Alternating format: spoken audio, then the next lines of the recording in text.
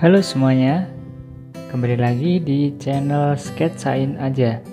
Pada video kali ini saya menggambar deretan tenaga medis yang di sini saya posisikan tenaga medis yang ada di Indonesia. Seperti yang kita tahu, COVID-19 sedang mewabah di negara kita, Indonesia, dan itu menjadi suatu pukulan yang sangat telak kepada bangsa kita. Tercatat sudah sekitar 1155 tertanggal 28 Maret 2020 kemarin, warga Indonesia positif terjangkit virus yang disebut virus corona tersebut. Apakah pemerintah tidak melakukan apa-apa? Tentunya tidak.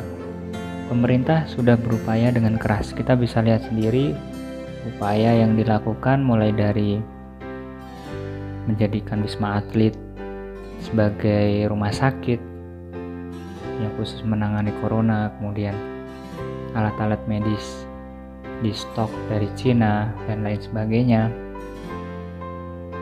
Pemerintah sudah melakukan yang terbaik untuk bangsa kita. Dan memang wabah ini bisa dibilang sangat membuat kita, dan bukan hanya kita, bahkan seluruh dunia merasakan dampaknya. Lantas apakah kita harus menyalahkan pemerintah? Oh, tentu saja tidak. Dan jangan sampai seperti itu. Apakah kita menyalahkan diri kita sendiri? Bisa jadi. Karena pemerintah sudah melakukan yang terbaik, sudah memberikan berbagai macam anjuran yang ada. Akan tetapi dari kita sendiri juga banyak, dan bisa dibilang tidak sedikit yang melanggar dari anjuran tersebut.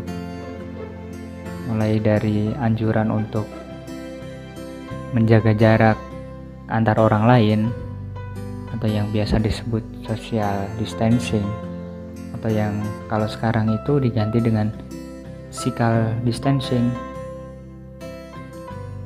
Ya, sebenarnya wabah ini memang benar-benar membuat seluruh dunia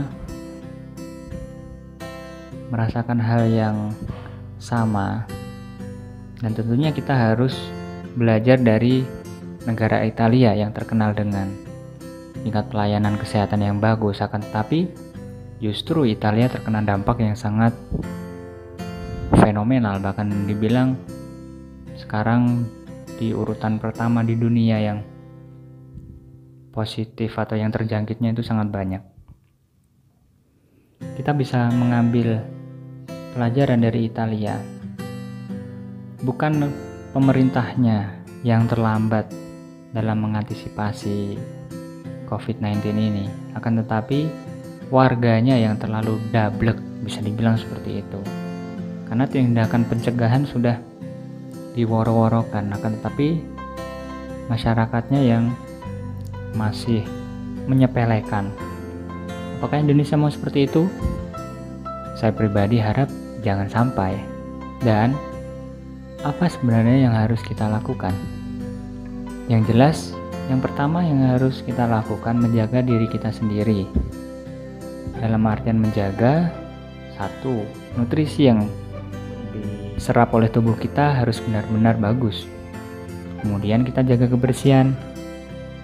Minimal kalau stok hand sanitizer itu sudah langka di pasaran, kita bisa pakai sabun setiap kali kita keluar, ataupun setiap kali kita kontak dengan benda-benda tertentu, kita langsung cuci tangan. Hal itu bisa meminimalisir. Toh mencegah itu kan lebih bagus daripada mengobati kan? Tidak ada salahnya. Dan jangan jadi orang yang egois, karena satu kesalahan sedikit bisa berdampak ke orang lain. Gak mau dong kita sudah berhati-hati, justru malah kita membahayakan orang lain. Dan hal kedua yang perlu kita lakukan, terutama physical distancing, itu memang harus kita lakukan. Dan hal tersebut memang kita harus mengisolasi diri kita selama 14 hari. Kalau sekarang diperpanjang menjadi 21 hari atau berapapun nanti, kita lakukan saja anjuran tersebut. Toh itu nanti dampaknya juga ke pribadi kita ataupun ke keluarga kita. Dan yang ketiga, kalaupun kita ini seorang perantau, sebisa mungkin kita tunda dulu lah acara mudik yang biasa kita lakukan setiap tahunnya. Kita nggak mau kan jadi penyakit atau membawa penyakit kepada keluarga kita yang ada di daerah lain. Uang bisa dicari, tapi kesehatan lebih mahal daripada gaji kita yang kita dapatkan tiap bulannya. Benar, maksud hati ingin bersilaturahmi, tapi namanya penyakit, orang yang sudah dites saja kadang 2 kali masih negatif, ternyata yang ketiganya bisa positif. Apalagi yang kita nggak tahu kita nanti bisa tes atau tidak. Seperti yang saya katakan tadi, lebih baik mencegah daripada mengobati. Terima kasih banyak kepada pemerintah dan utamanya kepada para tenaga medis yang sudah berjuang di garda terdepan. Semoga rakyat Indonesia senantiasa mau mengindahkan anjuran yang ada di pemerintah. Semoga kalian mendengarkan. Terima kasih banyak. Sampai jumpa.